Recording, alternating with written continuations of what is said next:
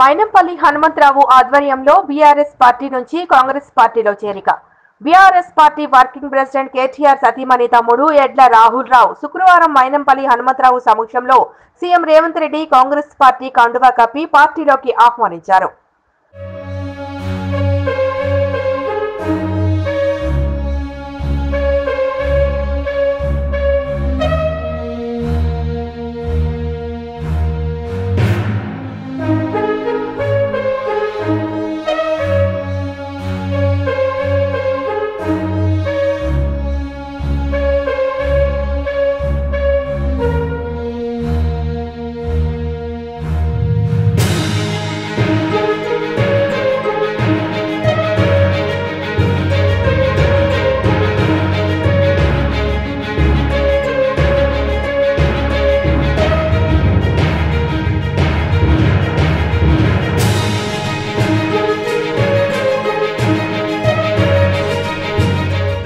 మైనంపల్లి హనుమంతరావు ఆధ్వర్యంలో BRS party నుంచి కాంగ్రెస్ పార్టీలో చేరిక.